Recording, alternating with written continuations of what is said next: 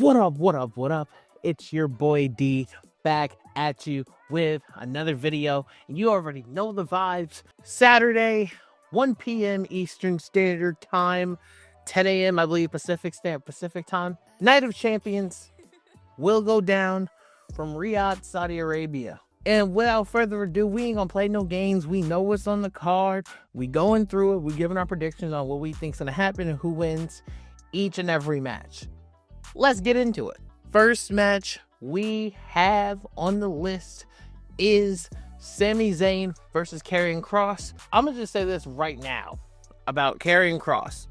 I'm just gonna say this right now. There is no way, and I mean no way in hell, Sami Zayn should beat Karrion Kross. I'm gonna say it. In reality, could Sami Zayn beat Karrion Kross?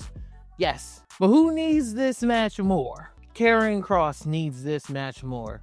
Karrion Kross has had a lot of steam on him ever since WrestleMania, and we've been dying for them to give Karrion Kross a chance. There's no reason Sami Zayn should beat Karrion Kross. Sami Zayn's at a level where it's not going to hurt him if he loses to Karrion Kross. But Karrion Kross beating Sami Zayn only puts more eyes on Karrion Kross. I feel like if we're ever going to do anything with Karrion Kross, if we're ever going to give him his moment, if we're ever going to see what he really has to offer, now is the time. I've been waiting, because all I've been doing is giving him backstage stuff and letting him play mind games with an AJ Styles with Sami Zayn. It's time, the new day. It's time to truly give him something. I'm all for it. I'm picking Karrion Kross to defeat Sami Zayn at Night of Champions. Hell yeah, we got to. All right, next match on the list, we have Rhea Ripley versus Raquel Rodriguez in a street fight. Rhea Ripley was going to win this match.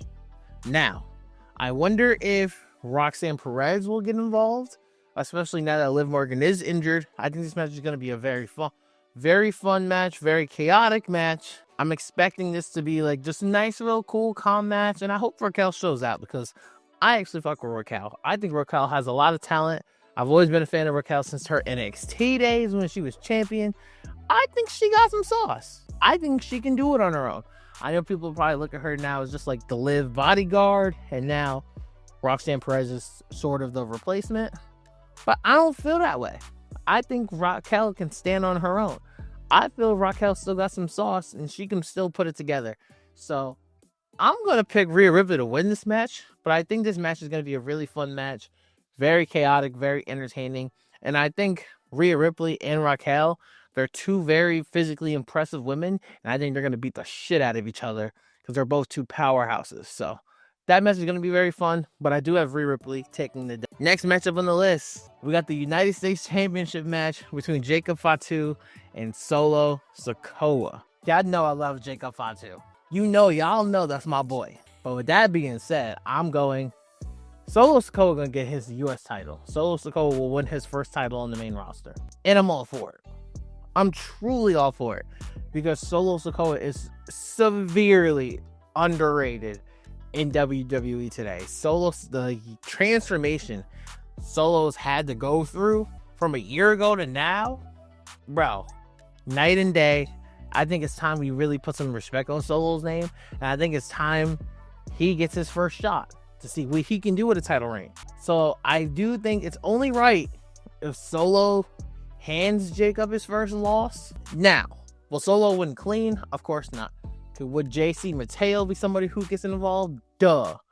But what if Tama Tonga comes back home?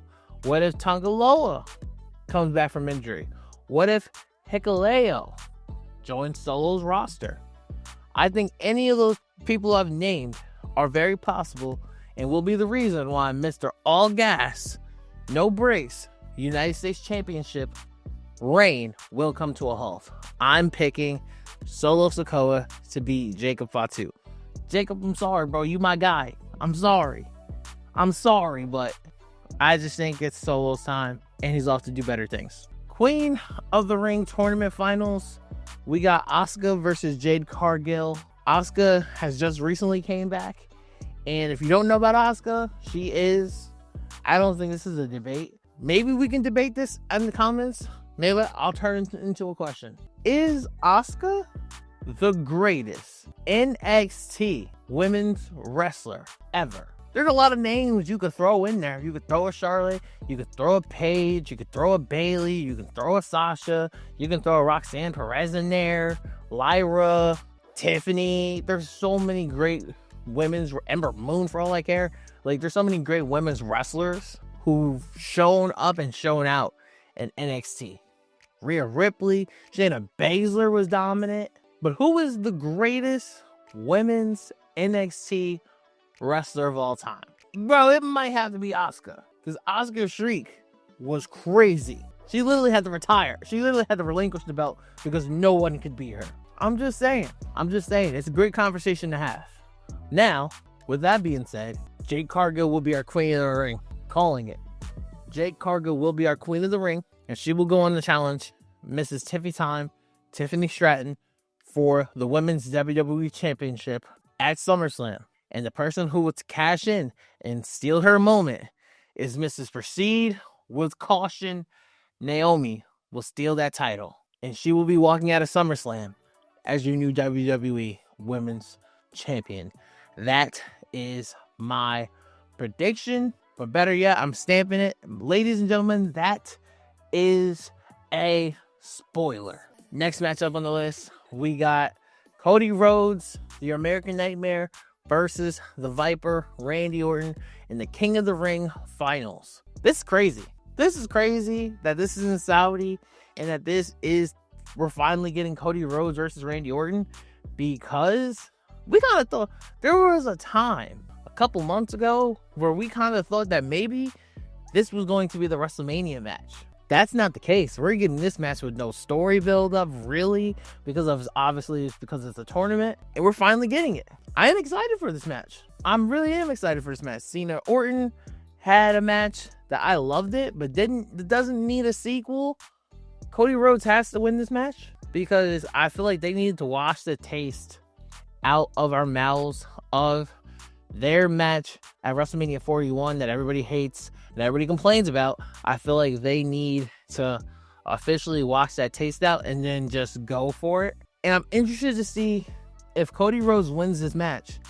I'm very interested to see what's the story they tell with John Cena and Cody Rhodes on the road to SummerSlam. I feel like that's very interesting to me. You can go so many different ways with that. And also what makes it cool, in my opinion, is it time? Will John Cena lose the title to Cody Rhodes at SummerSlam? It's very possible, because if you look at the main roster right now, if you really look at it, there's only one real person who logically makes sense to beat John Cena for the title. It's Cody Rhodes. It's definitely Cody Rhodes, which is interesting and which is cool, because before WrestleMania, I was saying if there's one person who could beat Cody Rhodes, it was John Cena for 17. We got Never Seen 17. So now I do think Cody Rhodes will get his revenge and Cody Rhodes will be champion. Where they go from there, I think WrestleMania 42 in Las Vegas, it'll be Cody Rhodes versus CM Punk for the WWE Championship.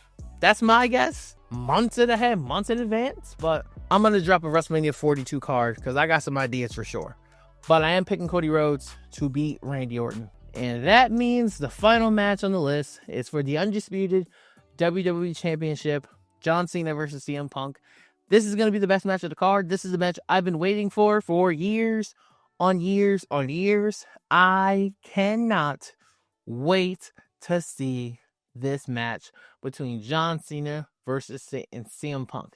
Been waiting. They cook every time they're in the ring. Their chemistry in the ring is insane, which makes me wonder, only thing I'm really wondering about is, where does Seth Rollins come into this? Because if you really think about it, yes, John Cena should win this match. I don't think you put the title on Punk yet.